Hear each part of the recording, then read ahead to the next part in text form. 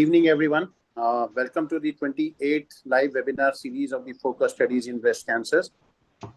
Today, the topic, we have two panel discussions. The topic one is breast cancer presenting as axillary lymphadenopathy, and the second topic would be management of breast cancer presenting after excisional biopsy. These are some challenges. These are some presentations that we face, that we are faced with in especially the kind of practice, the tertiary care centers that we are working in.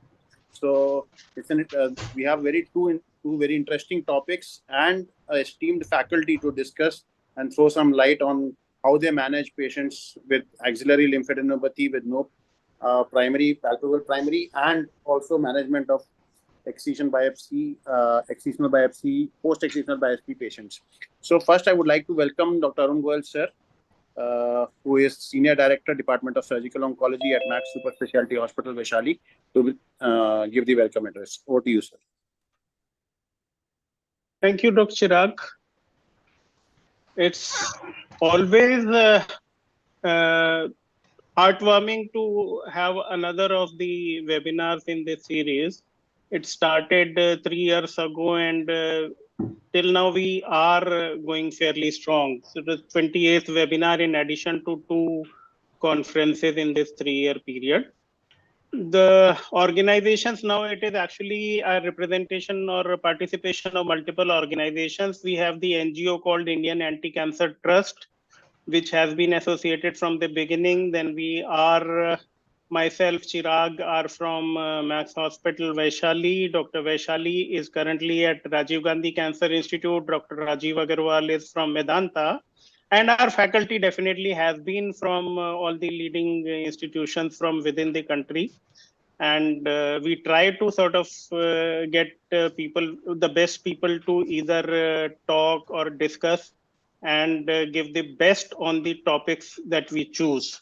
We are sort of getting stretched now in terms of what topics to really find for the next event. But generally till now, we have been able to find something which is interesting. So with that, I would say once again, welcome all of you, all the faculty, my colleagues, and all the delegates. And over again to Dr. Chirag to take it forward.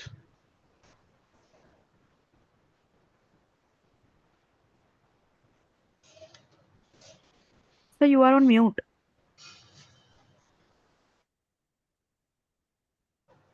Thank you, sir. I'm not so moving on with the panel discussion one. First panel discussion is on breast cancer presenting as axillary lymphadenopathy. To moderate the session, we have Dr. Rajiv Agarwal, sir, who is Senior Director, Department of Breast Services at Medanta.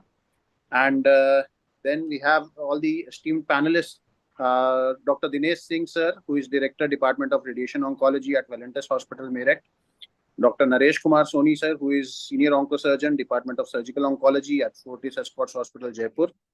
Dr. Sudeep Bipte, who is Consultant, Department of Breast Surgery, Apollo Cancer Center, Mumbai. Dr. Safalta, who is Associate Professor, Department of Medical Oncology, Amrita Institute of Medical Sciences, Faridabad. Dr. Shelly Sharma, who is Consultant, Department of Radiology at Sir Gangaram Hospital, New Delhi. And Dr. Garima, who is Consultant, Department of Histopathology at RGCIRC, Delhi. So over to you, Rajiv, sir, to start with the first panel. Thank you. Thank you, Chirag. Good evening to everybody and welcome again. We have a very interesting topic, which is a practical topic, that patient presenting with axillary lymphadenopathy, where we do not know where is the primary. So next slide. So cancer presenting as regional metastatic disease in lymph nodes is not very common, but we do see cases off and on.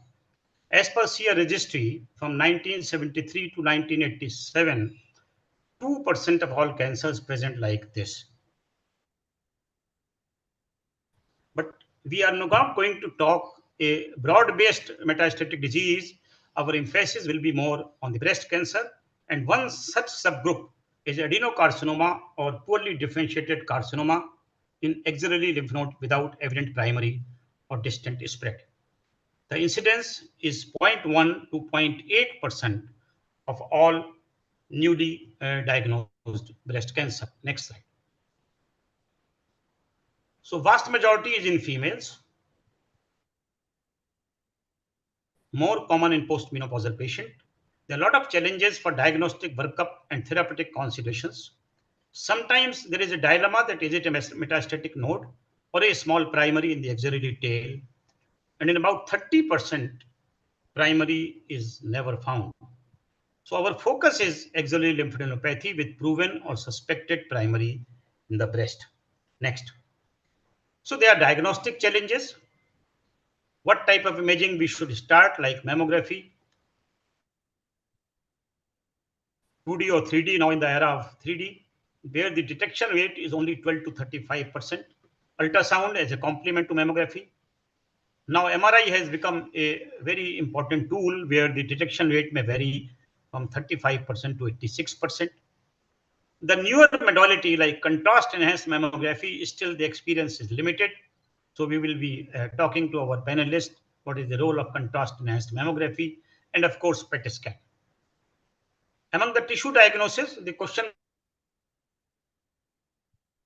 comes which investigation should be done first, whether the FNAC, whether core-needle biopsy, and of course, depending upon where we find the primary, the stereotactic biopsies, or now the facility in few centers is available for vacuum-assisted breast biopsies. And the differential diagnosis may be between lymphoma, melanoma, sarcoma, thyroid, lung, and skin cancers. Next. The therapeutic challenges is, since the patient is presenting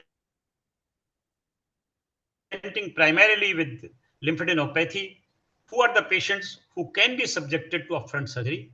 And of course, majority will go for a neoadjuvant chemotherapy.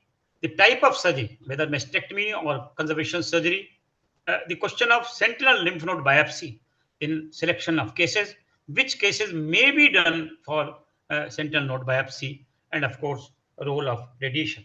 Next. To discuss this, we have a sort of very galaxy of panelists today. Chirag has already introduced, so I won't waste time, and I switch over to next slide, which is a case presentation. Next. So it's a usual case that any 40-year-old female or maybe 60-year-old female with no family history of breast cancer or any other cancer, the right axillary lymphadenopathy detected by patient herself. There are no constitutional symptoms. She has no knowledge of any other lymph nodes anywhere or a lump in the breast. On clinically, it's a isolated axillary lymphadenopathy with no palpable lump in the breast. So my first question is to Dr. Sandeep Bipte. Yes. Next slide. Which investigation you would like to do first, whether in imaging or a sort of tissue diagnosis? Definitely, sir. This is like a routine what we follow in clinical practice. So we will clinically assessment and the ultrasound mammography. So this is the basic test we follow. We never jump to the any higher investigation. And once that prove, then we can switch over to other. Dr. Soni,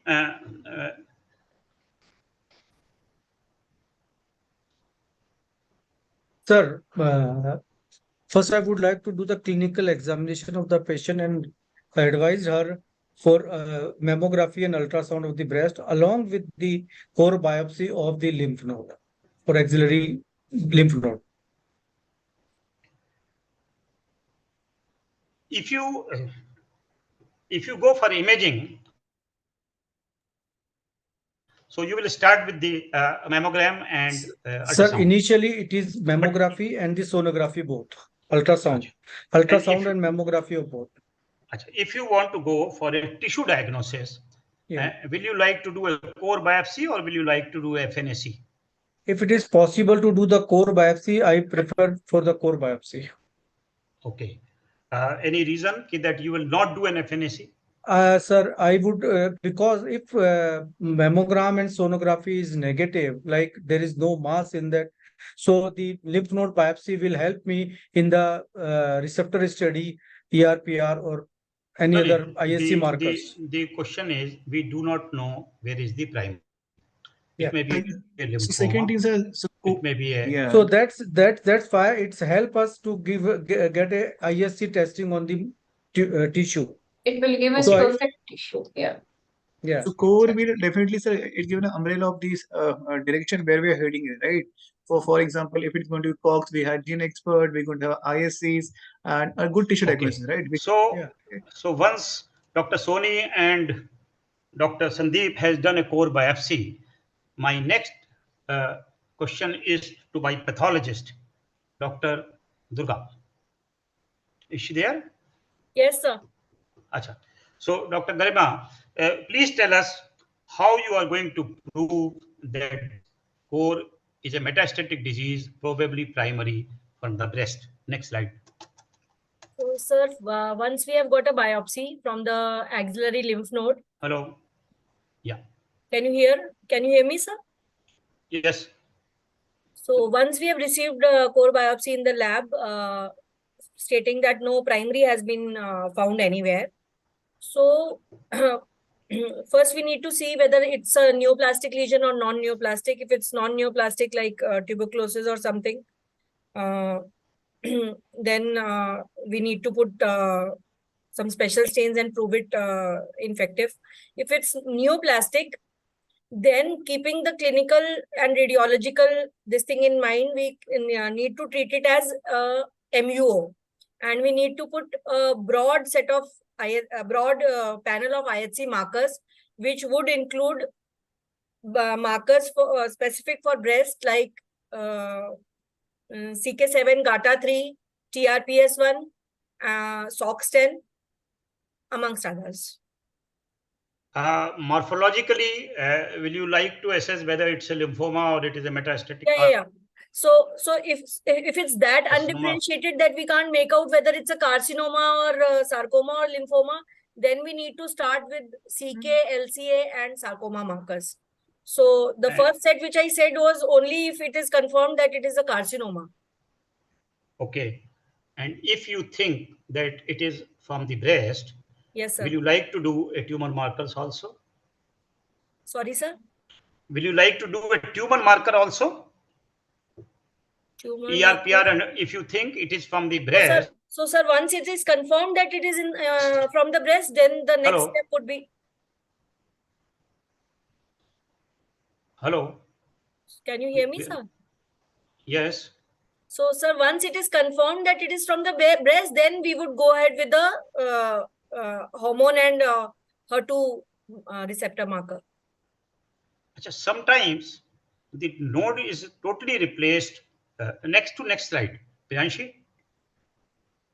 Yes, that's all.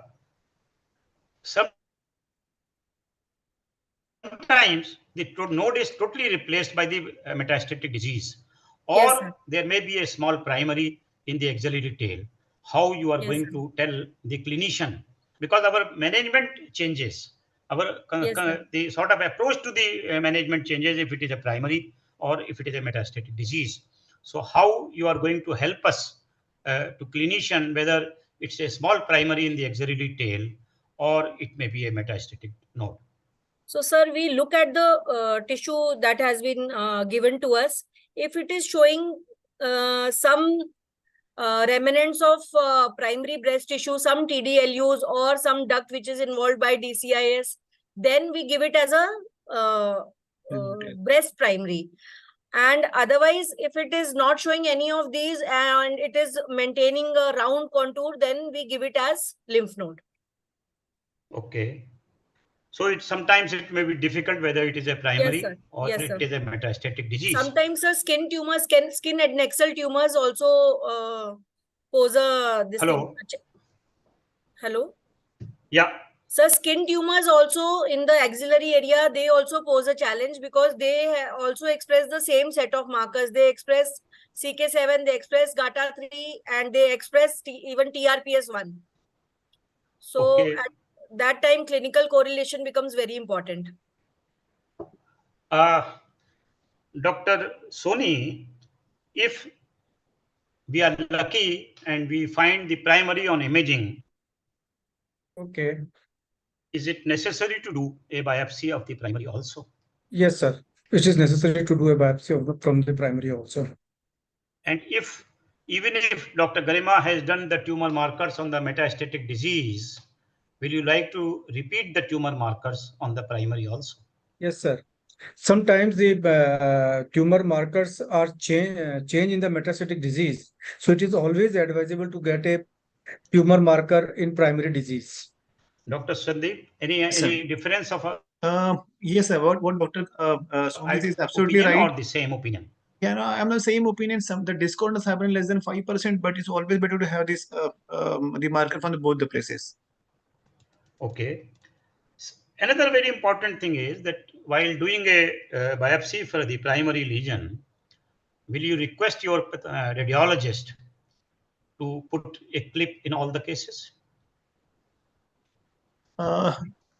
Yes, because see, it's a primary one. This the metastatic node, the primary is pretty small, and anyway, the treatment probably goes for NSCT, and so we always feel that put the clip.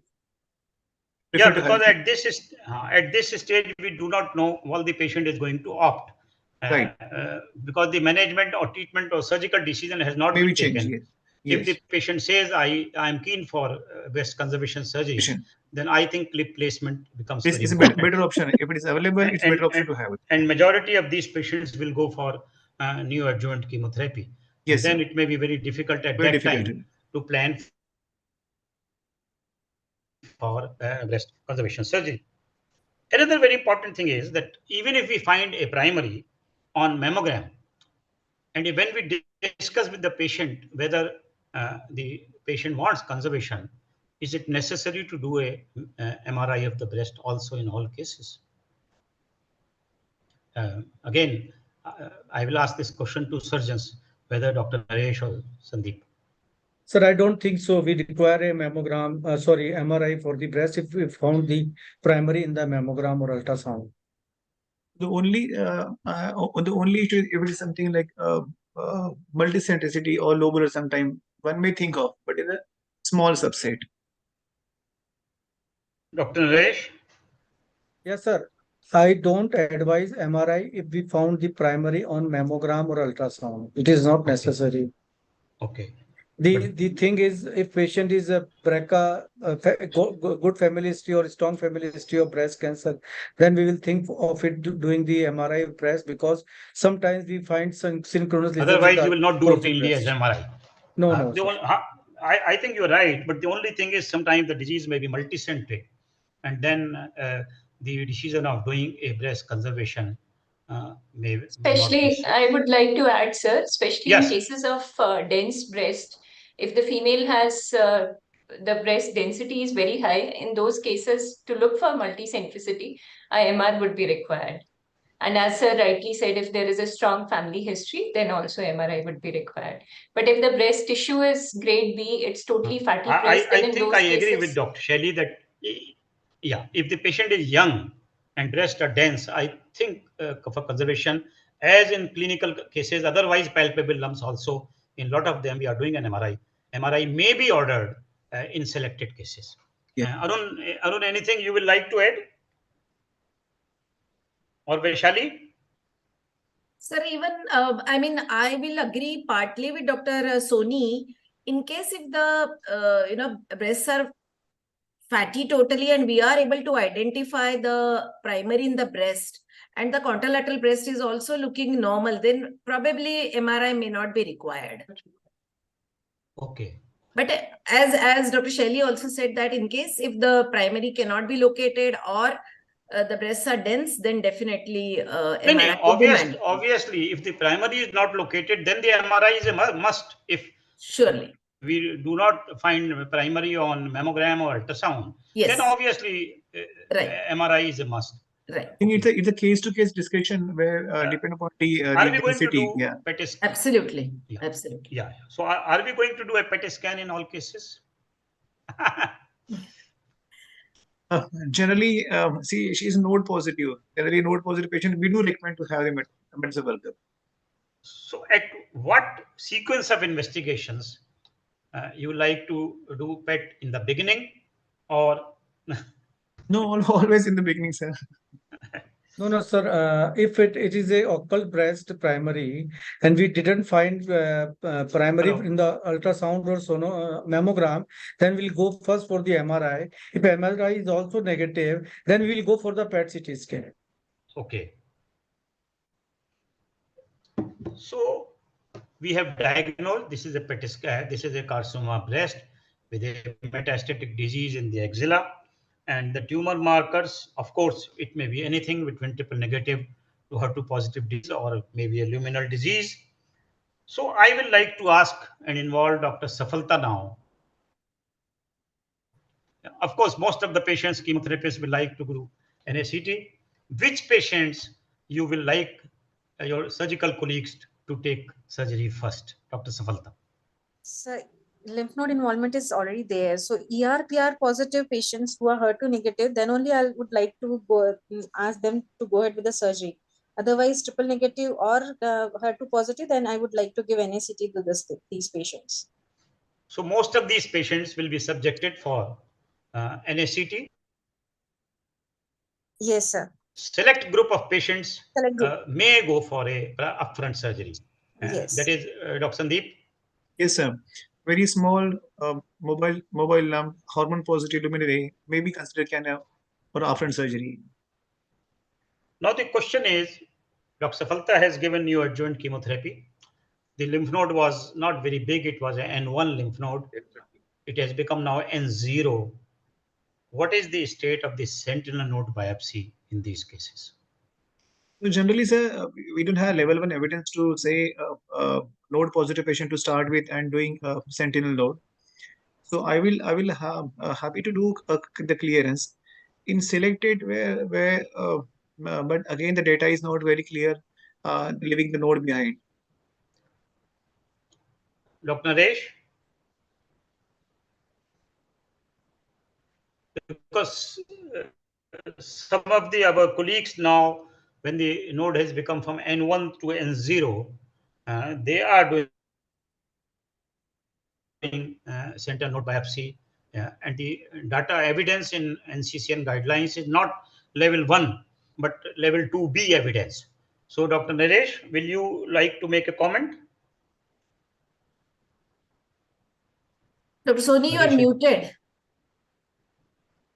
Post NACT, the lymph axillary staging is totally little bit difficult, and sentinel lymph node biopsy has a false negative rates. So it is always better to have a sentinel lymph node biopsy. It is recommended, but you always remove the previous node if it is marked with the clip. Anything, if we have to remove that lymph node also with the sentinel lymph node, if it was not a sentinel lymph node, and the 2-3 lymph nodes, it's always advisable to remove along with the sentinel lymph nodes.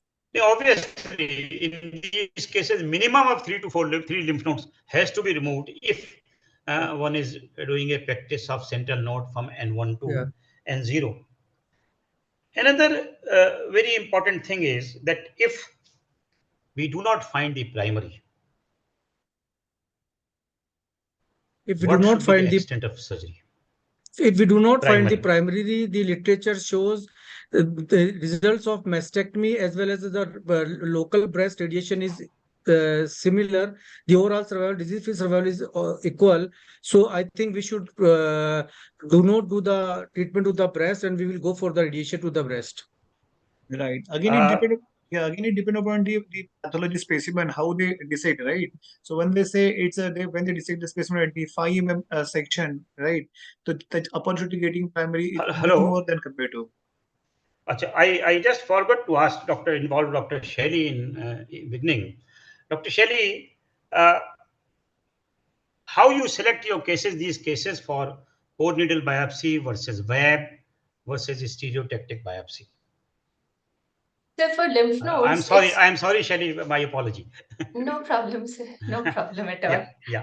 So for lymph nodes, it's core needle biopsy. We use a for the primary. For the primary, sir, it will depend on the modality on which it is best seen. If it is seen on ultrasound, it's always ultrasound guided. But if it's not seen on ultrasound, then we go with the modality on which it is best seen. We start with stereotactic biopsy if it's a very small lesion or if it's just microcalcifications or architectural distortion, in those cases, we can go in for stereotactic biopsy. But if it is something which is only seen on MRI, then one needs to go for MRI guided biopsy. So MRI guided biopsy. And vacuum assisted breast biopsies is definitely preferred, especially in smaller lesions or in areas where we are only seeing architectural distortion. There is not associated mass, or if we are only seeing microcalcifications, a VAB is preferred. But then there is cost constraint, and we are and the limitation of facility available also. Yeah. Sorry, sir. Limitation of facility available also. Availability is there, sir. Still, patients don't opt for it because of the high cost which is involved with it. So, okay. Yeah. And obviously, you will have to put in a clip, marker clip, after doing VAB, so that if it comes out to be positive, then at a later date, you will have to address that area.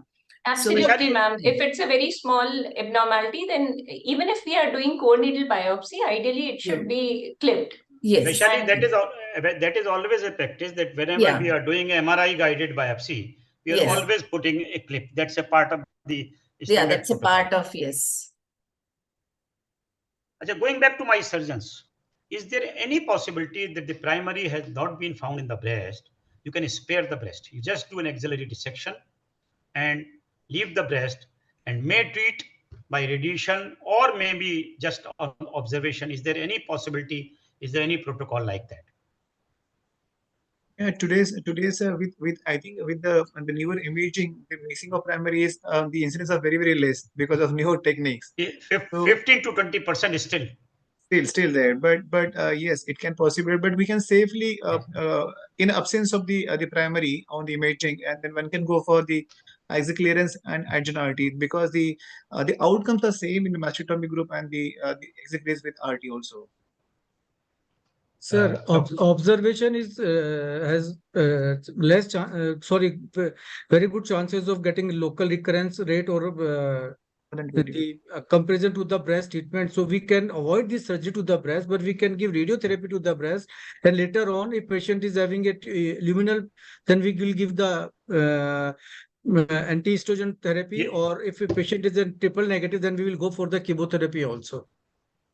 Okay. So, Dr. Dinesh?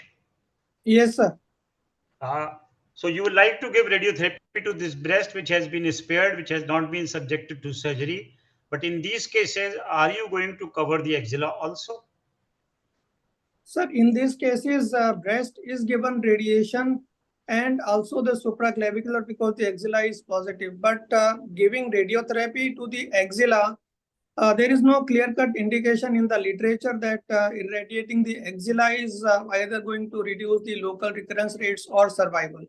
So I will be giving to the breast and the supraclavicular region. And suppose we have done I think we should also include the internal memory chain. In fact, internal memory chain irradiation also is a gray zone. And the long-term results, they have shown that especially if you are treating the younger patients and by irradiating internal memory chain, the cardiac events, they increase after a period of 15 to 20 years.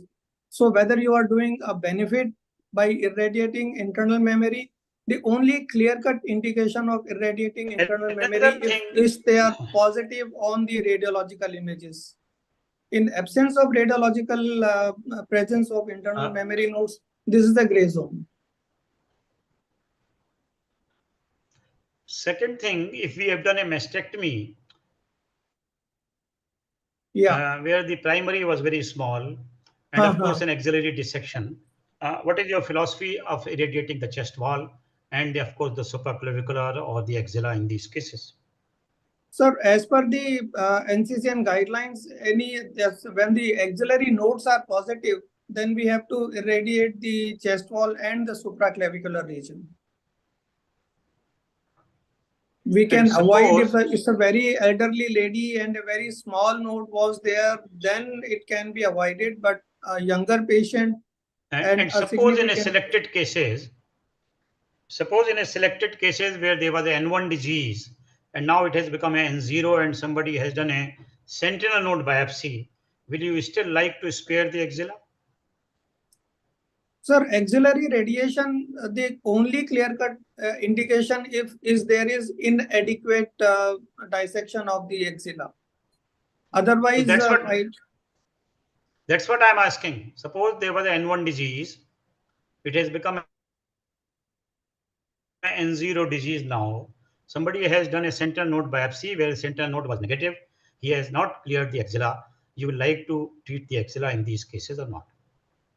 Sir, we can't give a like a blanket statement. The patient, the ERPR, HER2/neu status, and the chances of the age of the patient and the grade of the tumor, all other factors will have to be taken into consideration for this decision. Dr. Safalta. Yes, sir. Dr. Safalta.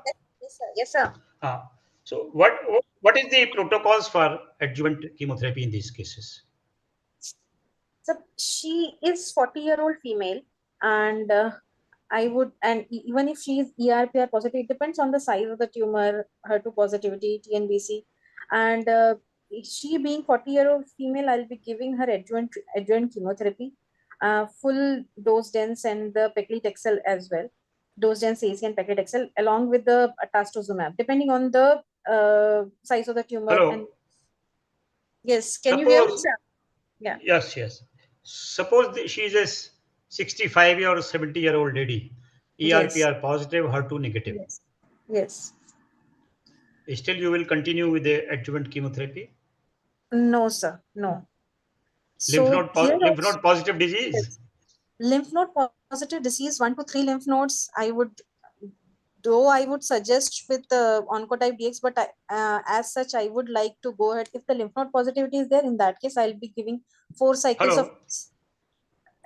Hello, sir. Can you hear me now? Yes.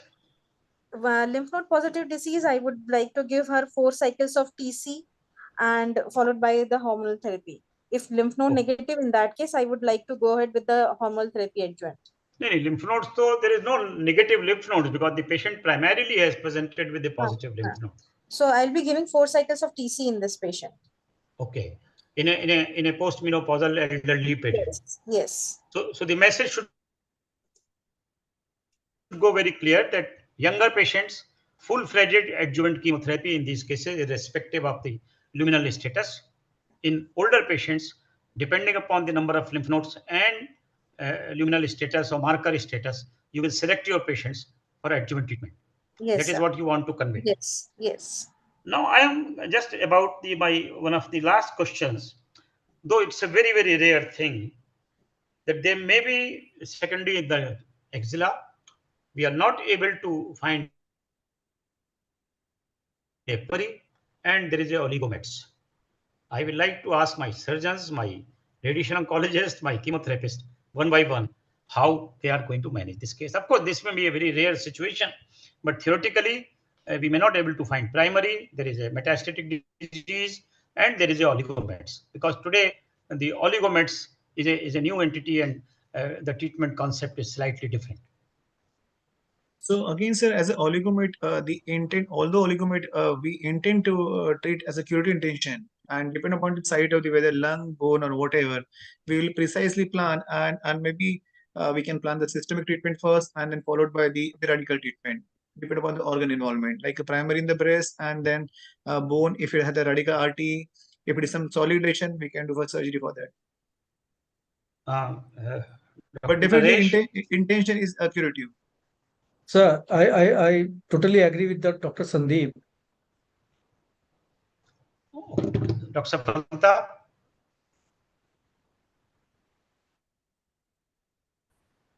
Sir, I also totally agree with them. Safalta is saying. Yes. Yes, my question is, there is a oligometastasis. Primary we have not found. There is axillary lymphadenopathy. How you are going to manage these cases? So you're asking me? Yes. Oligometastatic disease, there is like less than 3, I would like to go ahead with the curative intent in this patient. So if we have found the primary, we'll be treating it as a normal breast cancer patient, and that oligometastatic site will be also irradiated. And if we are not able to find the breast primary, in that case also I would like the same as we have already discussed, like the surgery, adjuvant chemotherapy, and radiation of the oligometastatic site, or surgery of that site. Sir, I would like to come in. Sir, can I make a comment here? Yeah, Dinesh. Sir, now there are reports that in radiotherapy, we can go for a single sitting SRS also for the oligometastatic sites, and also for irradiating the chest wall supraclavicular, we can go for an ultra short course, which is 5 sittings. So maybe there can be a chance that we use this 1 week of radiotherapy treatment, and then we can continue with the medical chemo and the surgical. So you will like to treat oligometastasis with the radiation first, and then hand over the patient to the medical oncologist or the surgeon. Sir, maybe if the oligometastatic site is posing a challenge, like if it is in the spine or causing problems, then a single sitting of radiation can be given there, and the rest of the treatment can continue. And Dr. Naresh? Sir, sir, I will. How you are going to treat your patient? Sir, if it is a oligometastasis with unknown primary and axillary lymph node, then I will first refer my patient to the medical oncologist for the chemotherapy. Right. And then after completion of the chemotherapy, then I will go for the surgery, then do the either sentinel lymph node biopsy in axilla or the total axillary lymph node dissection along with the excision of the site of the oligometastasis. And then later on, the radiotherapy people will, I refer to the radiotherapy people to give the radiotherapy to the breast and the regional lymph node site. In majority, you may not be able to excise the oligometastasis, maybe in the lung or liver or of course bone or spine. If it is not possible to excise these oligometastasis site, then after doing the surgery for the axilla, and then I will refer patient to the radiotherapist to give the radiotherapy to the oligometastatic site as well as the chest and breast and the regional lymph node site. Any difference, Dr. Sandeep? No, it's very well said, Dr. Soni. He's, I think he covered everything. So, but definitely, okay. Systemic treatment is the priority first. Okay. So I think I have come to the end of the panel discussion. I will like all the panelists to make any specific comments if they want to make one by one. Because we have about 5-7 minutes, or any other person like Vaishali, Arun, or Dr. Asutosh sitting in the panel if he wants to make any comment. Or Shelly, you will like to say something. Which Dr. Ashish, there are some questions in the QA box, so we could address that also. Okay. Biopsy revealed metastatic infiltrating carcinoma, and if PET-CT revealed no metastasis, then what will be the option in this case? I think this is a. I think we have already addressed this issue. Yes. If there is only axillary metastasis and there is no other disease in the body, and not the primary, then we will go for the axillary lymph node dissection, followed by the radiotherapy to the breast and the regional node, or whatever the chemotherapy and other hormonal therapy if required. Somebody has advocated FNAC. That's okay. I think, Arun, any other question? I think there are only 2 questions. So there is this question which is about possibility of tuberculosis. So I think aren't we doing something more by doing it? But I am not very sure if it is that. Are we aggravating the problem by doing it true cut, or what is the indication? I'm not very clear about that. No, I don't think we are aggravating a problem by true cut. If it is tubercular, then patient will refer to the tubercular specialist for the treatment of the tuberculosis, not for there is no role for the surgical or medical oncologist or the radiation oncologist. No, that we have already established that by doing a biopsy, if we are suspecting or almost proving by Dr. Garima that it is a metastatic disease from breast, then only this discussion has taken place. Yes, If it is sir. a That's- tuberculosis, Yeah. obviously it will go to physician. If it is a lymphoma, I think the question we will go for the question excision is- biopsy because the medical oncologists do not give chemotherapy on TrueCut. Sir, in I most think of the the cases. question is whether TrueCut is more of an overkill and could we just go for an FNAC? I think maybe the question. Yes, I think that is the question. No, My but, opinion, TrueCut would be too FNAC, much. yeah, Dr. Garima will like to answer. Yeah. Yes. sir, in my opinion, FNAC can be preferred over biopsy in case there is high suspicion of tuberculosis or any other infective pathology. If we are suspecting clinically the suspicion is more towards malignancy, then we should definitely go for TrueCut. Otherwise, we'll need to repeat sampling if we have malignant cells in order to establish the primary. Yeah. But I think it is always better to do core biopsy than getting a false, negative result of malignancy on FNAC.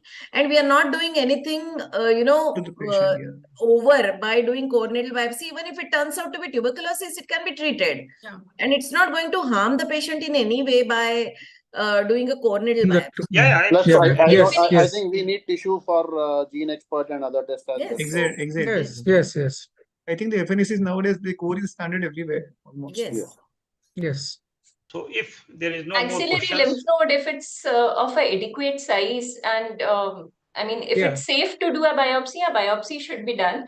But in Should be cases where they are doing a FNAC, I think a pathologist should be involved in the loop before sending the patient off. Most of the times these malignancies or these lesions are missed.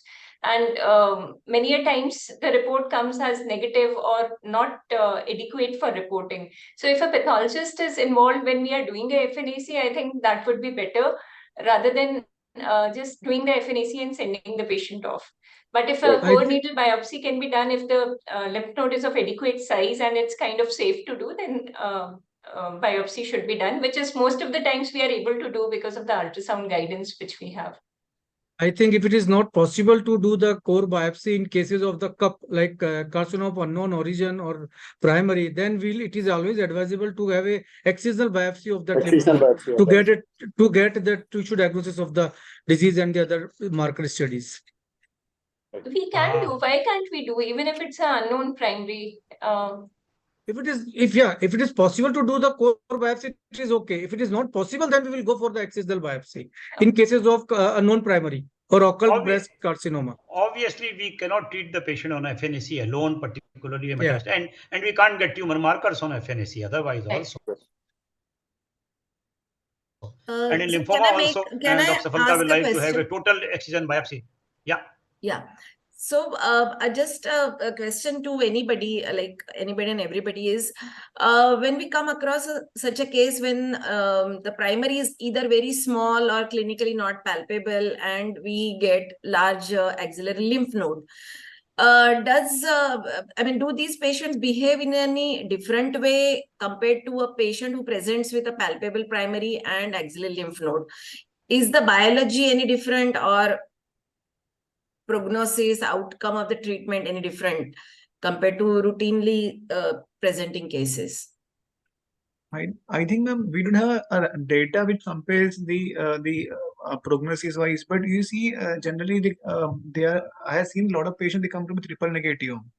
Mostly you see axillary primary the patient, they are triple negative. I don't know whether axillary you might have same result. If it is and I think very small group which ought to be like hormone positive, but mostly I've seen this patient as the triple negative. Yeah, so probably they might indicate some aggressive, behavior. Yeah, high grade tumor in high risk patients or high risk patient, high grade tumor, poorly differentiated carcinoma. The malignancy is always a heterogeneous disease, basically. Yes. So what I mean, what I understand that grade to grade and stage to stage, it may have the same prognosis and type, of course, depending upon the tumor. Yes, But, probably. Yeah. question to Stage Dr. per Shelley. stage, it may be same. Question to Dr. Shelley is, say, for example, occult primary and no palpable node, and if patient is not very keen or not able to get the MRI, what other option you will advise to the patient then? Is the role of contrast and mammography nowadays? So you are saying that there is a palpable lymph node, but there is no known primary, and the patient is not keen on getting a MRI done. Yeah, Then because what can be done? we do in practice. I don't think they have phobia. They have large patient not able to lie down. So is Yes. there a role of contrast mammography nowadays? People talking about the Contrast contrast. mammography, it's still, I mean, it's not very developed. We don't have it at our center, and I don't know if in Delhi it's present at many centers, but in Singapore,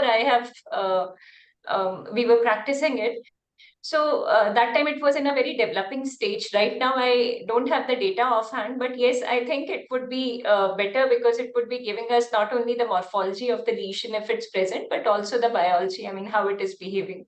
So I believe it should have, it should have something kind of equal sensitivity as MRI. Yeah.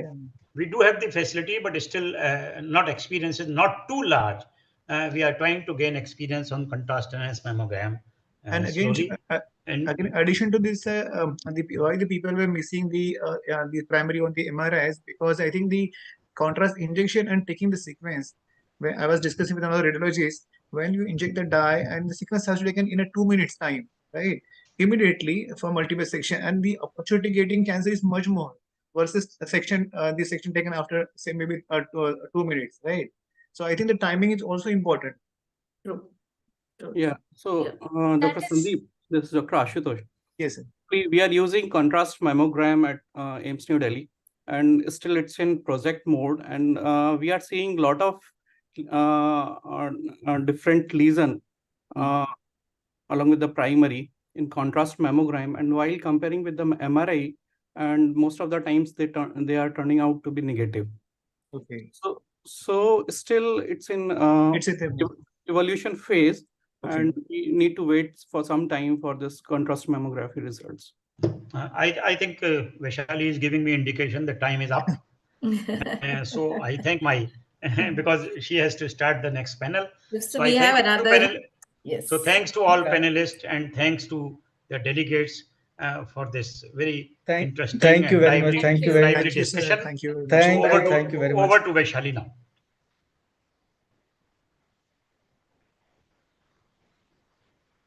Chirag? Yes. Yeah. So indeed a very enlightening panel discussion and an interesting point to end about the contrast mammography. Moving on to the second panel discussion, which is about management of breast cancers presenting after excisional biopsy. I think we are all faced with such challenging situations. To moderate this session, we have Dr. Vaishali Zamre, who is Senior Consultant and Unit Head Breast Services at Rajiv Gandhi Cancer Institute, Delhi. And then again, a galaxy of panelists, Dr. Dinesh Singh, sir, who's Director, Department of Radiation Oncology at Valentis. Dr. Rajinder Kaur Sagu, who is Director, Department of Breast Services at Max Vaishali. Dr. Ashutosh Mishra, who is Assistant Professor, Department of Surgical Oncology at AIIMS. Dr. Safalta again, who is Associate Professor, Department of Medical Oncology at Amrita Institute, Faridabad. Dr. Garima Durga, who is Consultant, Department of Histopathology at RGCI, and Dr. Seema Sood, who is Consultant, Department of Radiology at Sir Gangaram Hospital. Over to you, ma'am. Thanks, Dr. Chirag. I hope I'm been given the rights to share my screen. Yeah. I hope my slides are visible. Yes, ma'am. Okay. So after a wonderful discussion on, axillary lymphadenopathy with non-palpable primary, we are moving to another important situation which we Indian clinicians face in our day-to-day practice, which is probably a rare entity in Western world. And that is the reason we are not actually able to find good, robust literature on this issue. But obviously, with the excellent faculty members in today's discussion, I am sure we are going to find some of the answers which we always try to grope in when we come across such a situation. So once again, a very warm welcome to all the faculty members as well as the audience. We all see such cases where in a large percentage of situations, the lady is a young lady who is diagnosed to have a space occupying lesion in the breast, typically written off as fibroadenoma, and the patient undergoes excision. The specimen which is sent to the pathologist is always, I mean, not always, but in a large majority of the times, it is actually received in distorted form, and the pathologists report it as malignancy, but the margins cannot be commented upon as the specimen received was in fragments. I'm sure all of us have actually come across such a situation, and in my surgeon colleagues will vouch for that we always in our clinical practice, we see such cases where awkwardly placed incisions, and haphazardly sutured wounds are actually presented to us. So the issues we face in such a situation is that the patients are not adequately imaged. There is incomplete or sometimes no prior imaging at all when the patient comes with a malignancy report.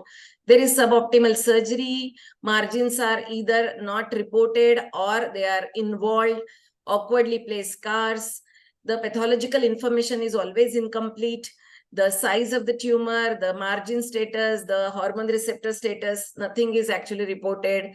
Then in such a situation, we always face a problem as to how to offer breast conservation to these patients. Then sentinel node biopsy, whether we will be able to get appropriate sentinel node biopsy result, false negative rates, as well as difficulty in identification of the sentinel nodes. And obviously there are situations where we do not get enough information to decide upon what will be the optimal adjuvant treatment. So these are some of the issues which we are going to discuss in today's panel discussion. So this is a lady who I'm going to talk about. This lady, she is a 36-year-old lady who came to me recently, a couple of months ago. She presented with a scar in the sutured scar in the lateral aspect of her breast, and there was another scar in the periareolar region. So she was also diagnosed as a fibroadenoma, BIRAD3 lesion, and FNSC was also reported as fibroadenoma. So someone operated upon her, and in April, she underwent excision biopsy, and it was reported as moderately differentiated adenocarcinoma. The tumor size and margins were not commented upon. She came to my OPD on 15th of April, that is 15 days after the surgery was carried out. This was the information which was available. She came with an ultrasound report which shows that there was an irregular lump in the upper outer quadrant. And that is all. You can see the biopsy result also. No mention about the tumor size and margins was mentioned in the pathology result. So she did not have any comorbidities, and she was actually the periareolar scar which was there was actually incision and drainage scar which was done 8 years ago for lactational abscess. She gave me a family history that her maternal grandmother had CA endometrium at the age of 60 years and maternal aunt had CA breast at the age of 55 years. Clinically, as I said, that there was a well-healed curved periareolar scar along the lateral edge of areola and another partly healed oblique scar along the lateral mammary crease. There was an ill-defined induration below the lateral mammary crease scar, but there was no definite lump palpable. There was some skin edema in the central as well as the inferior quadrant. Left axilla showed a palpable 1 centimeter non-tender lymph node and no supraclavicular lymphadenopathy. So my first question to the surgeons on panel will be to Dr. Ashutosh and to Dr. Rajinder, both one by one will be, what will be your first step when you come across a patient like this? Dr. Ashutosh? Yeah. So whenever we encounter such patients, so it's very important to trace any information that we can retrieve from her documents and by history. Yes. Most of the time, patients are not able to produce any documents pertaining to all these things. So Right. by history, we can just ask what was the location of the tumor. So patient can definitely tell in which quadrant the tumor is. Yes. Secondly, what was the size? So definitely they can give a rough estimate of the tumor size. So basically you can find out, okay, it's in upper outer quadrant somewhere and it was the size of the lemon or 2 to 3 centimeter or lesser than that. So that will grossly give you an idea about the T staging of the tumor. Secondly, we'll also look for any axillary, any lymphodectomy done or not by seeing the scar or something. Right. So in this particular case, this upper outer quadrant scar, I'm not able to understand what exactly is this for. And this scar was actually for the excision of the, okay, so lump was in the upper lump outer which quadrant. is situated there. Fine, fine. And this the earlier scar is for the fibroadenoma. No, this was for the lactational abscess, which was drained 8 years ago. Fine. So the tumor is in upper outer quadrant, and it's quite close to the axilla.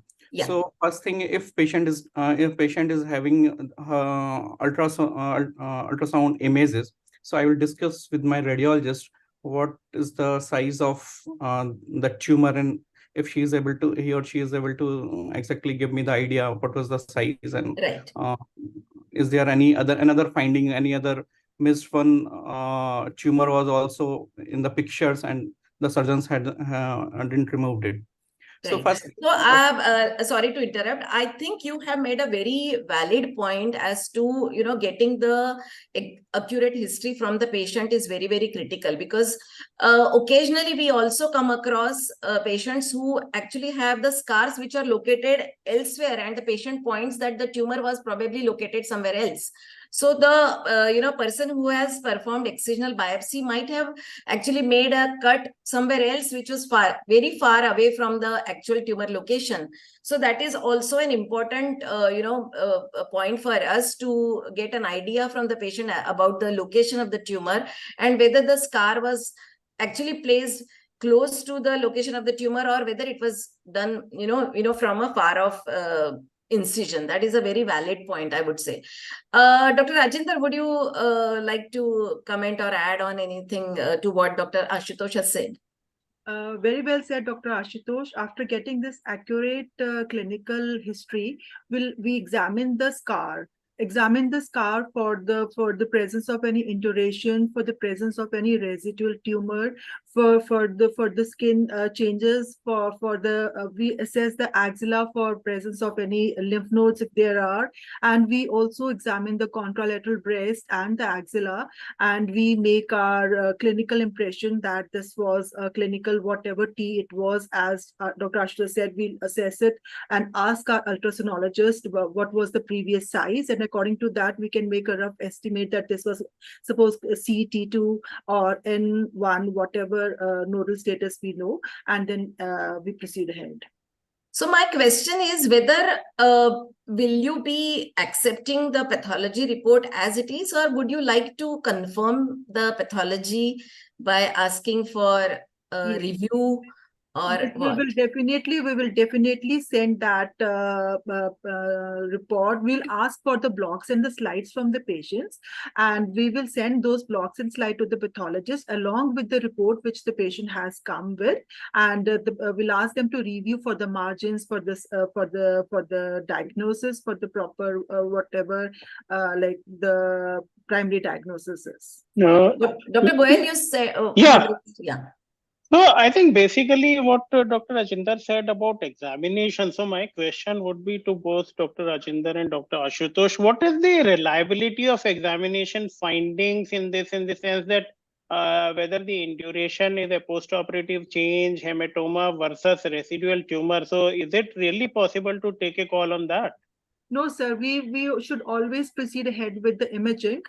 In this case, we can go for repeat ultrasound if there is a residual tumor or there's a hematoma or there's collection inside the cavity. And we should also go for bilateral mammogram to see if there is any microcalcification. Though the patient is young, but still there was a diagnosis of cancer. So we should also do a bilateral mammogram, which was not done previously. So I'm sure the palpatory findings which we get after a patient presents like this are totally inaccurate, I would say, because it's very difficult to assess Basically, clinically whether there is any residual disease or, yeah. Yes, Dr. Ashutosh. Here I would like to add.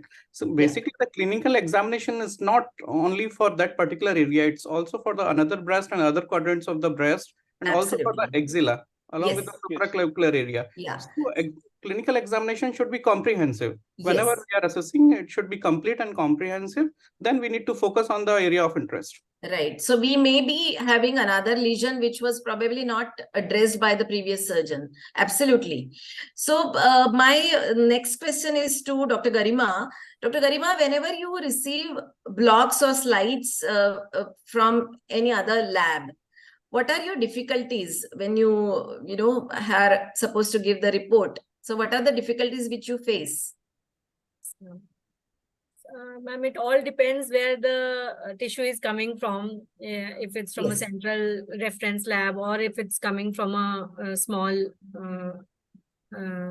local lab which is not practicing according to the guidelines. So the common problems are that there is suboptimal fixation due to which morphology is not very clear. Right. Sometimes the cautery is too much, cautery is on the margins. Yes. The margins are not inked. Sometimes the excision has been done, but no key is provided. Yes. As to which section, suppose there are A to K sections. They have taken A to K. A is from where, B is from where, C is from where. So in those cases, we are not able to comment on the status of the margins, status of the lymph nodes, whether to count one lymph node or maybe they have put, if the lymph nodes are small, we put 2 or 3 lymph nodes in a single cassette. Right. So sometimes in some labs, the key is missing. Right. So these are few of the common problems. And because of all this suboptimal fixation and everything, the hormone receptor status is also affected. Yes. So in this situation, is it good that we, in addition to the blocks, we should request the patient to get the specimen as well? Will that help you in, probably adding more to the pathology result? Will that be helpful? Ma'am, it will not help.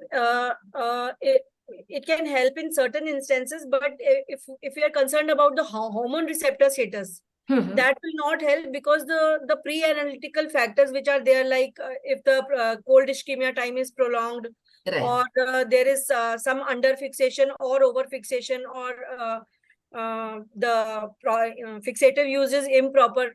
So now those cannot be negated. So the the hormone receptor status can be a bit of problem in reporting. And also the other things like margins and all. Now once the margins have been taken, we can't really take the margins again. Right. So it won't help. Only the thing is, if the morphology is discordant with the hormone receptor status, maybe we can take another block and repeat the test on the other block. Right. Or if there is any subsequent, if there is any residual tumor or any other lesion which is present in the body, we can do repeat sampling, and that would be the preferred Absolutely. approach. So if there is any residual disease which can be actually identified on clinical examination or on imaging, definitely a repeat biopsy will be a best way to go about it. So the next question is, now that in case if there is no, clear-cut evidence of any residual disease on clinical examination, then obviously we have to rely on the imaging. So my next question will be to the clinicians as well as to Dr. Seema. What will be the, best imaging in a situation like this when the patient has undergone excisional biopsy, there is an induration, and obviously with the excision, there is some edema in that affected breast. So what will be the best imaging to go for, and what will be the ideal time to go for imaging? Dr. Ashutosh, maybe you can start with that. Yeah, so basically when usually the first priority is the mammogram, but the patient is so young and with the drenched breast, so some mammogram might not help. And there is a edema as well in the central and the lower quadrant. Right. So we can try with ultrasound, but it hardly make an additional advantage. So MRI, I will suggest in this particular case, I will go with contrast MRI. But how much that would be beneficial, I'm not very sure. Particularly. And would you like to wait for the edema to subside, or would you like to go for MRI? Outright. If we come to that point, so there is a school of thoughts whether we need to go immediately for the surgery within 2 weeks and should wait for 1 month and then go for the surgery to subside the edema. So this is the gray area. So how we are practicing, it depends. So particularly we are practicing as aggressive if the young patient is young. Yeah. And so we always try to go aggressive. And obviously, with the diagnosis of malignancy, it will be very difficult to convince the patient to wait that long. Yes. So, Dr. Rajinder, any comment? And one more thing. Yes. Yeah. So we'll come later after the amazing discussion. Okay. Okay. Yes, Dr. Rajinder. Yeah, we'll start with the ultrasound first, because ultrasound will assess the axillary node, which is a modality of choice to assess the axillary nodes, and it will also assess the underlying presence of any collection, hematoma, or it will also tell us something about the residual disease, and will assess the opposite breast. Also, the breast is young, and of course, if we have a MRI, a patient is affordable, and we have a facility, then MRI is definitely a go-to investigation. Yeah, thank you. Let us hear Dr. Seema's opinion. Dr. Seema, what will be the best? Yeah. So I would agree that, we should start with an ultrasound, and mammography may not be possible because it's too early or post-op and we will not be able to give adequate compression. Right. So ultrasound, having said that, its sensitivity and specificity for post-op is a little low. Yes. So all we can probably pick up is there are post-op changes like seroma cavities or, any hematoma. Mm-hmm. And our definite investigation of choice is contrast enhanced MR. Like exactly what he said, there are two schools of thought, whether to do it early post-op or wait for 4 weeks or 28 days. Yeah. What we follow is we do not wait. Like you said, patients are very anxious. Right. And what we are doing right now is something called ultra-fast MRI. Mm-hmm. So we are basically studying the wash-in of contrast. Okay. And that is excellent. The edema doesn't interfere with all of that. Okay. Only the tissue which is actually malignant will start enhancing very early. Even inflammatory tissue will enhance later. Okay. So we are able to differentiate the two. Okay. But having said that, if it is very small residual tumor, it's less than 5 mm, then we have an issue to differentiate between inflammatory and malignancy. Otherwise, our results have been quite okay, and we are picking up residual malignancy. And of course, contralateral breast can also be evaluated in the same setting. Yeah, thanks, Dr. Seema. That was a very valuable, actually, information. So definitely this lady underwent an ultrasound scan of the breast. There was this, collection which was noted in under the scar. And then the ultrasound result also said that there is some diffuse skin thickening, retroareolar duct dilatation, and some collection in the upper outer quadrant with left axillary lymphadenopathy. Later on, on the next day, MRI was done. Dr. Seema, this showed a large area of, tumor bed involvement, in the sense that, the post-operative changes involved a large area of the breast, larger than the area which was probably could be found on the clinical examination. So my next question to you will be how to differentiate.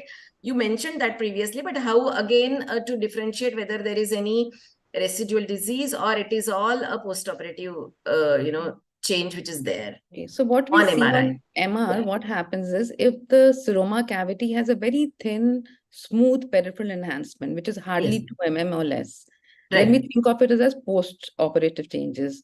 Okay. But if you get nodularity, or you get irregular wall thickening, or you get a washout kinetic curve, which is also very important, as well as diffusion restriction, then we think in terms of residual disease. So that's how we differentiate the two. Okay. So, and morphology.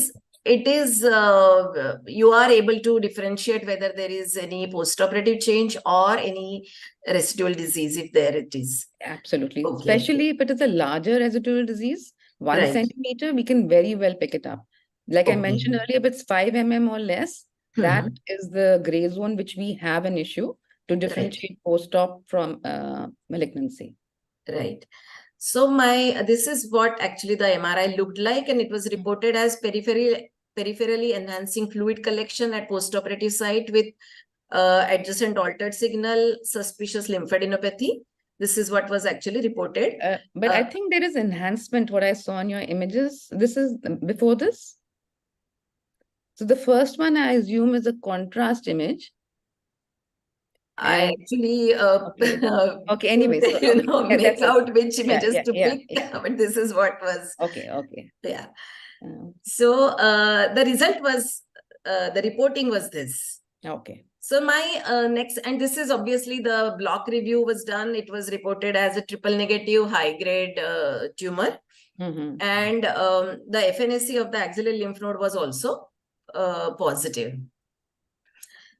Then I want to know the role of PET-CT in this situation. Dr. Rajinder, do you think PET will add any value to this? Yes, because it's a aggressive tumor, young lady, triple negative breast cancer, grade 3 breast cancer with involvement of the axillary node. I will go ahead with the PET scan to stage the disease.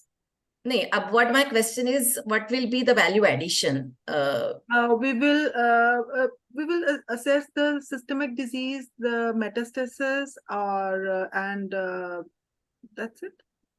Do you think it will add any value in terms of local assessment, whether there is any residual disease, or it's only will that help? Actually, we do PET MRI scan in young women who are less than 40 because of their dense breast. PET MR do add to the findings, and we can assess the amount of residual disease and or presence of any multicentric disease in that breast, and assessment of the lymph nodes and the assessment of the contralateral breast also. But I don't have PET MR with me. So if I have to do a PET scan, Dr. Ashutosh, do you think it will add any value to local assessment? Yeah, for primary, I think it might create some confusion because it's the immediate surgery and there might be some inflammation that will flare up on the Right. That might create a confusion. So for primary, I think it's not a good choice. Yes. But for distance, that definitely we need to go as the disease is aggressive. And we can see for oligometastasis and some other things as well. Right. So surely in this case, because it was an aggressive disease and node positive, PET was indicated to assess the systemic status. But otherwise, if it was a hormone receptor positive and node negative, probably we could have avoided PET scan, isn't it? Yeah. Right.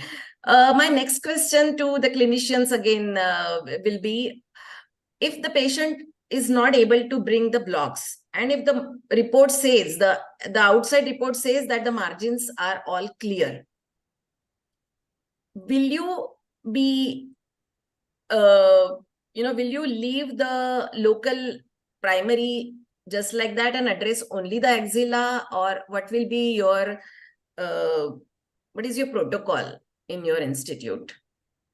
If the blocks and slides are not brought by the patient, then re-excision of the margins is a mandatory along with addressing the axilla.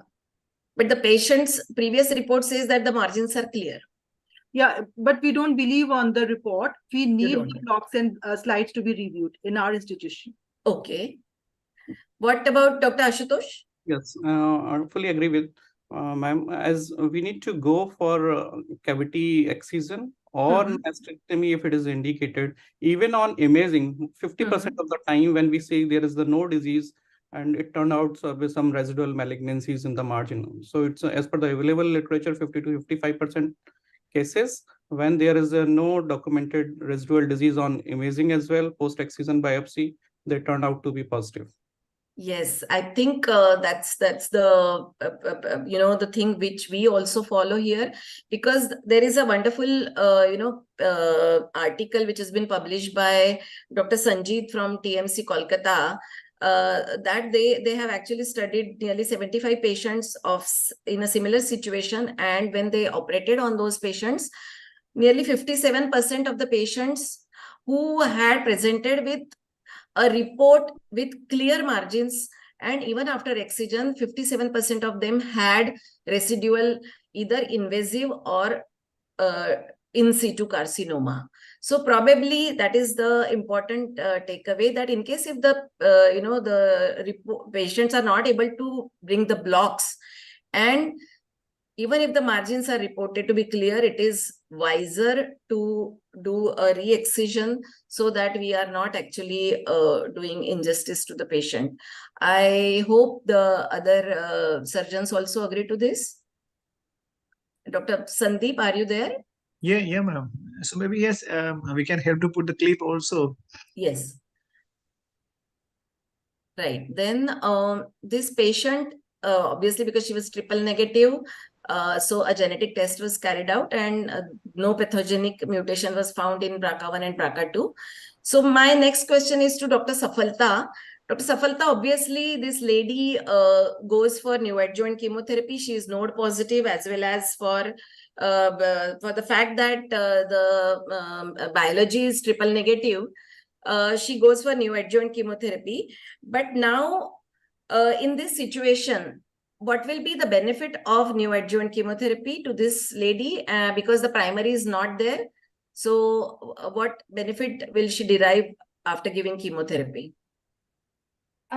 We give chemotherapy. One thing is to see what will be the residual disease, how the patient will do with the chemotherapy. So followed by that, we'll be able to use CreateX data. Now here the patient has already undergone already undergone lumpectomy. In that case, how much benefit it will be, whether we'll be able to find out that residual disease, whether it was there. So it will be difficult. Yes, axillary lymph node is there, and that will be the only way to find out whether there is residual disease or not after chemotherapy. Right. So the lymph node status will actually tell us whether the patient has responded to chemotherapy or not.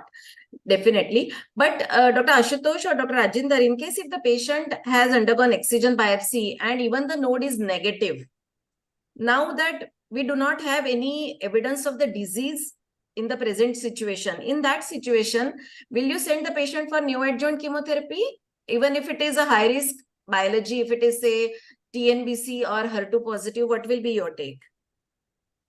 If the initial tumor size was less than 2 centimeters and the node axilla is negative for any nodal metastasis, then I would proceed ahead with, and if she doesn't have the biopsy report or the blocks and the slides, I would go ahead with the cavity shave and, if possible, sentinel lymph node biopsy or mastectomy in case patient the breast is small and the cavity is larger. So Dr. Ashutosh, similar? Yeah. Okay. If the patient we do not know the tumor size. There is no mention about the tumor size. We cannot totally rely on the patient's version about the size of the tumor, and we cannot get the blocks. In that situation, what will be your take? Primary surgery? Yeah, since it is a TNBC and we do not know the initial size of the tumor, but if the imaging says that tumor was large or big, or that something skin was involved, I think NACT would be a first choice. But in case if there is no information, then, and if the patient can be operated upon upfront, in both scenarios, the outcome will be the same. The choice will be given to the patient whether what they want to go ahead. But since considering it as TNBC, I would still prefer to go ahead with NACT if we do not have any information. Okay. Dr. Sabu, Dr. Sabu, yes, sir. Yes, sir. There is no evidence of remaining tumor on MRI. Seema has told there is no evidence of tumor. Yes, sir. Surgical sort of, the aim of NACT is a pathological CR in TNBC. That's now right. Here, the surgical CR is already there, what are we going to achieve by giving NSCT if we plan to have a mastectomy or if the patient is suitable for breast conservation surgery? So if we are planning for mastectomy, I think NSCT is not going to help us. But if we are planning, if there is any residual disease or if there's any induration of the or if the breast is like indurated, inflamed after the surgery, I think NSCT can help us. The breast can become soft, supple, and patient can be offered re-excision of the margins after that, and maybe she can be offered breast oncoplasty or good breast conservation surgery, and it will be helpful for her. So that actually brings me to my next question.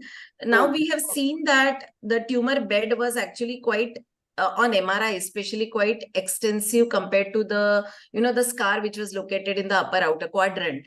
So when you operate, whether you operate upfront or you operate after, say, neoadjuvant chemotherapy, will you be excising the entire tumor bed or the postoperative area which is seen on imaging, or you will restrict only to the scarred area? What will be your excision area?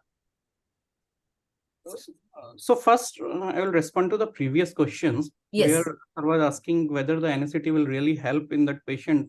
So yes. If there are axillary nodes, so definitely I will go for the nodal assessment, axillary assessment, and will go for FNAC or true cut biopsy. If the question was when there is no nodal involvement clinically, as well as FNAC is negative. In that situation, we were talking about. Okay, so in that sense, definitely there is no advantage if there is no nodal involvement. But if there is nodal involvement, then definitely NSCT, because that will help in the prognosis of the patient. Yeah. So the next question is, will you be excising that entire tumor bed area, which is actually seen on MRI?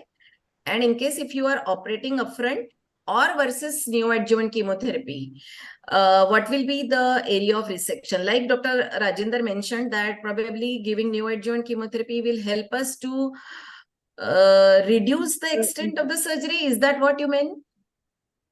Exactly. After giving the neoadjuvant chemotherapy, probably the area will become more soft and supple, and we would be able to get the clear planes maybe between the muscle and the tumor bed, and it will be easier to dissect. And if we are going ahead with the oncoplasty or breast conservation surgery, it will give us a better localization of that area and excision of that area. And the cosmetics will come out better. Your take on this? If we are going ahead with MRM, then the same. Yes, yes, of course, I will go for scar excision along with the limited area resections. Okay. In the post-NSCT setting. Because in case if you can see on MRI, the area which was looking abnormal was actually reaching up to the nipple areola. So in this situation, in case if you are going for, say, chemotherapy upfront, how will you mark the area? Will you be doing bracketing of that area to address it at a later date, or what will you be your this thing? No, so basically the currently post NSCT, whatsoever is the doubtful area, we are only going to chase that particular area. We are not going with the initial primary. So in the post NSCT setting on the imaging, whatsoever is the doubtful area, we are going to chase on that only that one. So if the imaging says that these are the post-operative changes, then probably you will not chase the entire area which looks contaminated, for that matter. In case if I can use the word contaminated, you will not be chasing that entire area. Is that so? Yeah. So basically the concept is either cavity excision or mastectomy. So was the tumor. So the entire cavity we need to excise. That's a basic matter in post-excisional biopsy lumpectomy. So in post-NSCT settings, there might be some reduction in the total inflammation, total area, but still there must be some fibrosis. So entire that fibrosis area must be removed. But that is provided if the scar was actually located just above the location of the tumor, right? Yes. There, that will probably help you to, do a wide local excision of that scarred area. Yeah. What if the patient has undergone lump excision by a periareolar incision, but the tumor was located in the periphery? In that situation, what will... I will directly go bang on the tumor. I will not chase through the periareolar incision. No, that is obviously you will not do it. But if someone has done it, the patient presents with a periareolar scar. No, in that scenario, even he has gone through the periareolar area. So wheresoever was the cavity, I will only excise that cavity. So suppose it's 4 centimeter away from the NAC into 2 o'clock position. So I will directly go there. I will not again breach that area. So you will not excise the scar in the periareolar region. So basically, in that scenario, the patient will end up in sacrectomy. Right. I think, or for that matter, maybe mastectomy, So unfortunately. Yes. So now coming to the question, this lady actually received neoadjuvant chemotherapy. The last cycle could not be given because of some toxicity. Now in this situation, this is the way she was actually after the completion of neoadjuvant chemotherapy. How will you address her? Now the node has actually become clinically negative.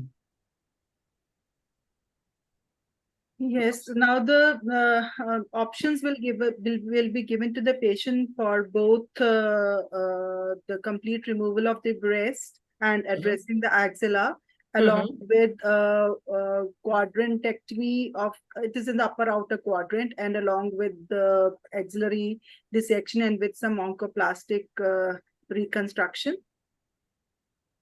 So obviously this lady being young and BRCA negative, she was very keen on conservation. Right. Will you be happy doing conservation for her? Yeah, the excision area, because I can see a big scar in the lateral part. I think she will, the whole scar will go along with the underlying cavity.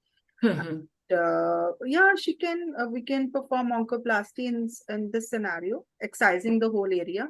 Okay. Along with addressing the axilla. Right. And this, if this lady was node negative to begin with. Yeah. What about sentinel node biopsy? Will you be able to successfully do sentinel node biopsy? Will you find it technically difficult to perform the procedure? It will be challenging and technically really difficult because there's a big scar in this area. And otherwise, if the scar was small, usually we give the dye lateral to the scar in the tumors which are excised in the upper outer quadrant. Usually we give the dye lateral to the scar, but I think there is no area where we can give the dye. And it will really be technically difficult in this scenario. And I think low axillary sampling could help if there was node negative in the first scenario. Okay. Dr. Ashutosh, will you have any difference of opinion? Yeah. So basically in post-lumpectomy settings, we can do sentinel lymph node biopsy, but there are a few caveats. First, this scar is a big and upper outer quadrant. So it might be damaging most of the lymphatic. Second, patient is already having a circumareolar scar. So that also hampers the lymphatic drainage. Right. So these are the most worst incisions for any sentinel lymph node biopsy in post-excisional settings, and patient have both. So definitely I agree with ma'am. We can go ahead. We can try. Still we can try. If the patient is picking lymph node, then it's fine. Otherwise, we'll go ahead with the low axillary sampling and something. Or even if we have targeted the lymph nodes, then Dr. Vaishali. Yes. Yes, Dr. Vaishali. Yeah. I would like to ask surgeons a question. If you are planning a conservation, will you like to do a post-NACT some imaging? Yes, obviously. What if then what imaging? Yeah, so it's a fixed funda. Whatsoever your baseline imaging, it should be compared with that imaging only. Right. So if you have started with MRI, then it should be compared with MRI. If mammogram, then with the mammogram. So if we have taken up on MRI, then definitely we'll compare with MRI and see the response. Right. And if the area of enhancement or abnormality shows the same as what it was pre-NACT, then will that change your... So if we are going type 2 oncoplasty in this particular patient with excision of zone, then it hardly matters. We are going to excise that entire... So we can take the advantage of removing a bit of more tissue and can fill up by our whatsoever procedure we are planning. Right. So, Dr. Seema, will you agree with the same as Dr. Ashutosh has said that Yes. the imaging? Absolutely. So whatever is the baseline, we must compare with the same. Right. Yeah. So, and if the, post-operative, the inflammatory changes seem to have settled, then probably that will endorse your previous report that those were probably the, post-operative inflammatory changes. Will that be so? Absolutely. And of course, like I mentioned, the type of enhancement. Yeah. That too, yeah. Right. So the article which has been published by TMC Kolkata also mentions regarding the sentinel node biopsy. In fact, the paper is on sentinel node biopsy after excisional biopsy, is that it is feasible with acceptable false negative rate of around 11%. And except for the fact that if the patient presents with periareolar scars, sentinel node biopsy is technically possible with acceptable false negative rate as well as identification rate. So I think this is possible. In case if the patient needs sentinel node biopsy, we can still actually perform sentinel node biopsy in this situation. Now, my question to Dr. Dinesh sir will be, because this, these patients, sir, are you there? Dinesh sir? Yes, I am there. Sir. Sir, you will probably agree with me that these patients who come after excision biopsy, they are at a disadvantage. That one is that we do not know the actual tumor size, and a lot of pathological information is missing in these. And in addition, they have to undergo a double surgery. So probably the area of resection also actually exceeds the the area which we would probably excise if we were planning a primary surgery for this patient. So what about the radiotherapy? Will the boost lead to any cosmetic problem in case if we have to offer conservation surgery? What will be Yeah, definitely, because whole breast, in any case, we have to give radiotherapy, but for a boost, we will have to rely on most of the guesswork, like going through the original investigation, whatever available, maybe ultrasound or whatever, and on the clinical findings and the history given by the patients. So definitely the boost volume is going to be a larger volume. So, and if it becomes too much, then we will avoid giving a boost at all in these patients. Right. So, Dr. Ashutosh, whenever you are operating on this patient, how will you mark the area of resection for the boost? How will you mark the clips? So basically, I will ask my radiologist if there is no palpable lump or they can place wire or something in that scenario. So I will excise that particular area and will mark the clip and surrounding of that area. So whenever you are excising the scar with a margin, you will mark the area the same way as you do for a primary surgery. Dr. Rajinder, same opinion? Yes. Okay. And Dr. Vaishali, in cases of oncoplasty, the situation becomes even more complex. What happens? We are not able to localize the tumor bed in those patients, especially in these cases. Right. So the disadvantage is again that the area which needs a boost obviously becomes larger, and probably that might hinder, on the cosmetic outcome, as well as the long-term fibrosis might possibly be actually worse in such a situation. And so this was actually post-NSCT PET scan and all that. And this is how the patient was managed. The scar was actually widely excised and a transposition flap was performed. Now, my question is to the surgeons once again. What if the patient, this is actually totally unrelated to the case. If the patient comes to you after excision biopsy and the report says that it was a DCIS, what will be you be happy doing only the block review, or would you want the entire specimen be brought in for the pathological review? What will be your take on this?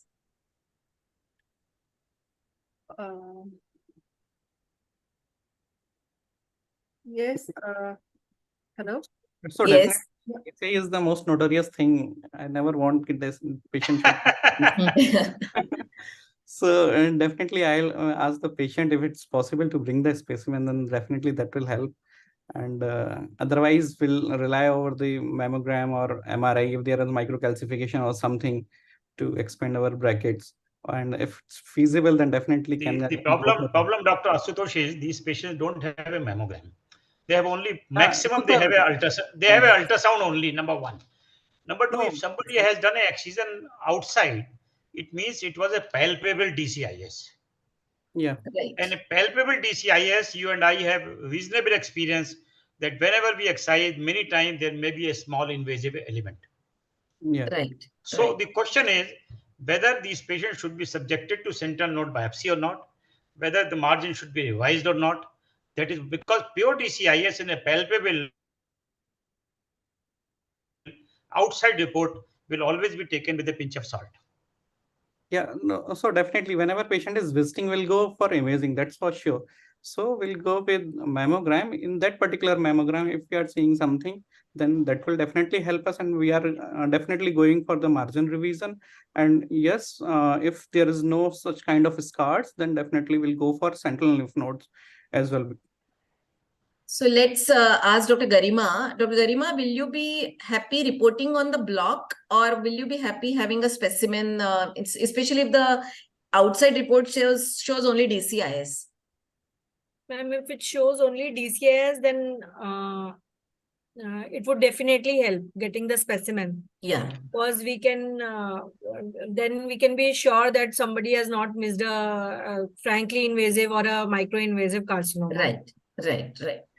So in case if the entire specimen which has been reviewed in a good lab, it shows that DCIS alone, no invasion, then probably sentinel node can be given a avoidance. Otherwise, probably in case if the report is ambiguous, you're not so sure about the presence or absence of any invasive component, then it will be worth doing a revision surgery and addressing the axilla if it is negative by sentinel node biopsy. I hope the panel agrees to that. I just want to add that, lots of surgeons believe at a younger age they shouldn't be doing a mammo. But whenever there is positive findings, we must always do a mammo irrespective of the age. Yes. Yeah. Because the calcific Yes. DCIS can be very well picked up only. Yeah. So now, before we conclude, actually, we want to take some opinion about, the surgical management of such a case. This lady, a 36-year-old lady, presented with a scar, a haphazardly placed scar in this location. The report was invasive ductal carcinoma. The dimension of the tumor was mentioned as 3.5 centimeter, but the pathology blocks were not there for review. In this situation, margins were positive, ma'am. Margins are positive, yes. Margins are positive, and she was hell-bent on wanting conservation.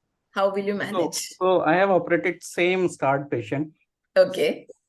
With margin positive disease with the MICAP flap. I use the MICAP flap. MICAP. Okay. Yeah.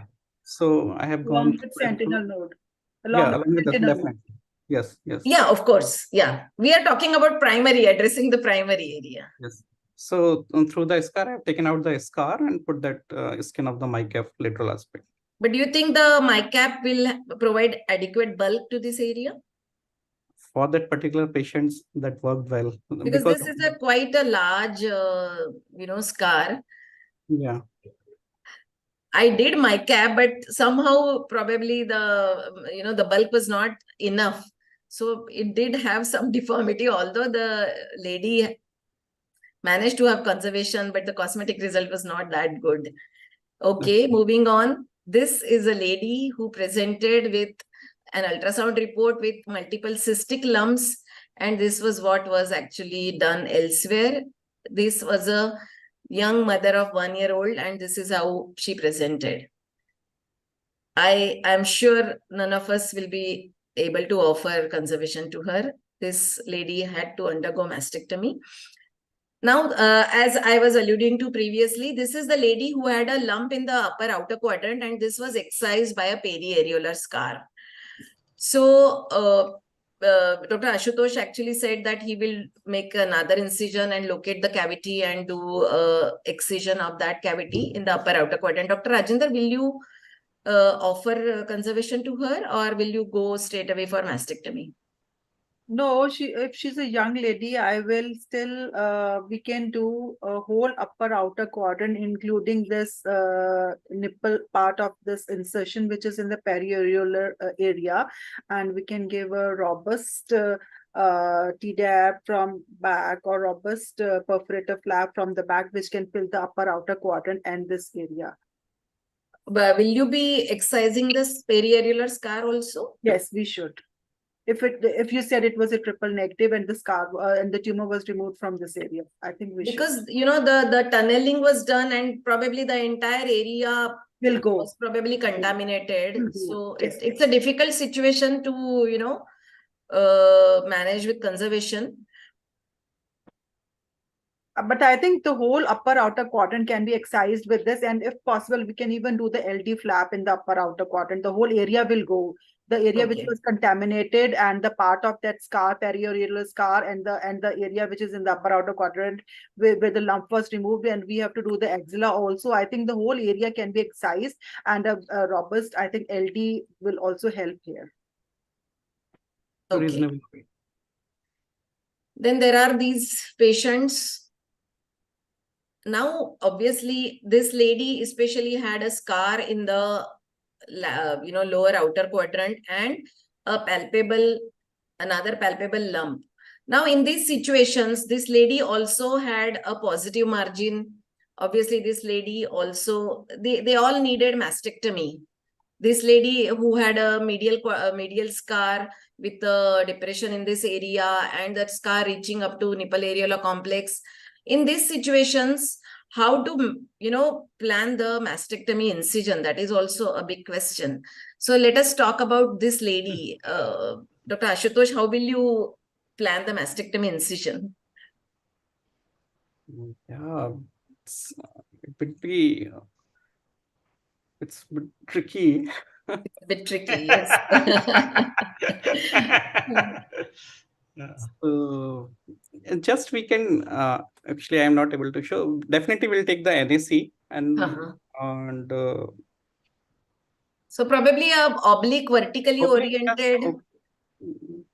That we need to the flexibility of the skin, how much we are getting upper flap, because the entire will depend on the upper flap in this particular case.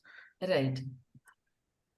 So maximum upper flap, and we can take from the lower inner quadrant and give a bit of oblique, and taking both this scar, NAC, and this doubtful area in the incision, and can bring the upper flap and would mobilize the lower some part of the thoracoabdominal type sort of things.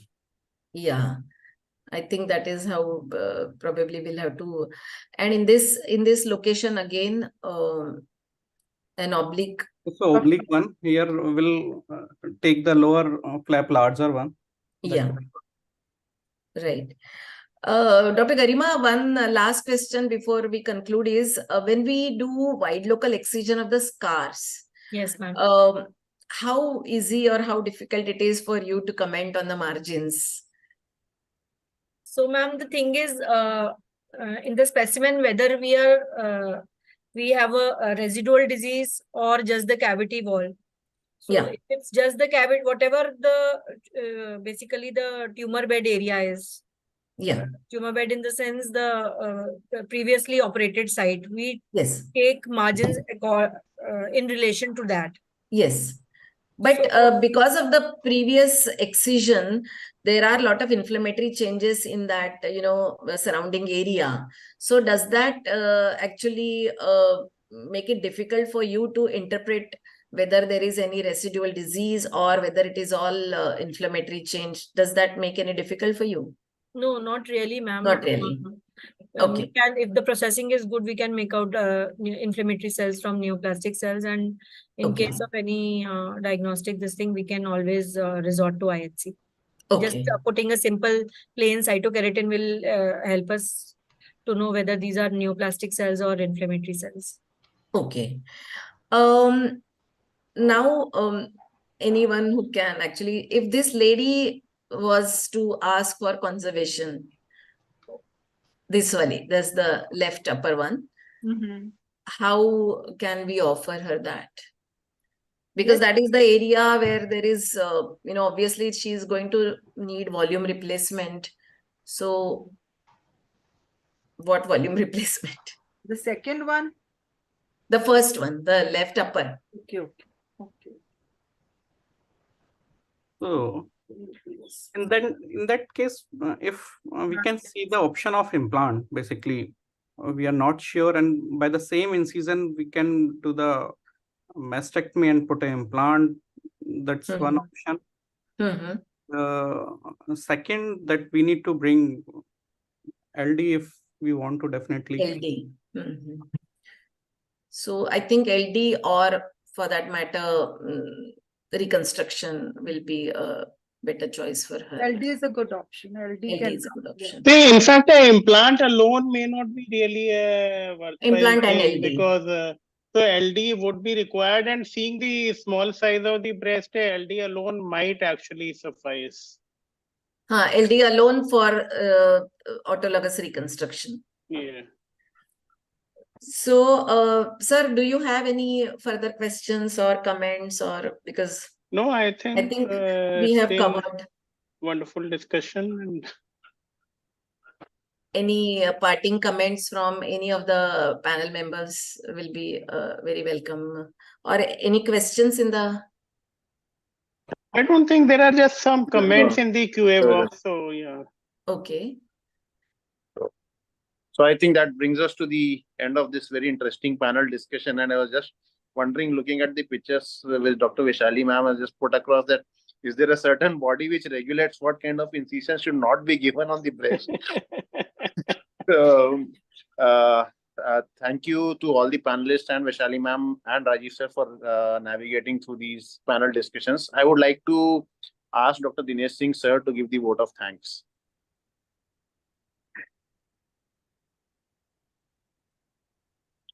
Dr. Dinesh sir, if you're here. Yeah, I think he is there, but sir, maybe I think sir, Arun Goyal sir can, maybe you can give the vote of thanks then. I think it's not audible. Anyway, again, it's my pleasure for all the faculty members who've been there, Dr. Sandeep, Dr. Ashutosh, Dr. Rajinder, Dr. Seema, Dr. Shelly, Dr. Garima, and Dr. Safalta and Dr. Dinesh, and both the moderators. They have done a lot of hard work behind planning the panel, and a wonderful job today. And I think we had tremendous audience. Nearly, I think at one time 160 people were reported. So that's great. A lot of thanks to all the audience who've been there consistently with us through this series of events that we have been organizing. And thanks to Mice Ideas also for handling the event well. And we would try to keep coming back with interesting ideas, and looking forward to the support from all of you. Dr. Naresh Soni also. Thank you, Dr. Naresh. I'm sorry, I just missed your name. Thank you. Thank you, sir. Thank you, everyone. Good night. Thank you. Thank you to the faculty as well as the audience. Thank you. Thank you. Thank you, everybody. Yeah. Everyone. Thank you.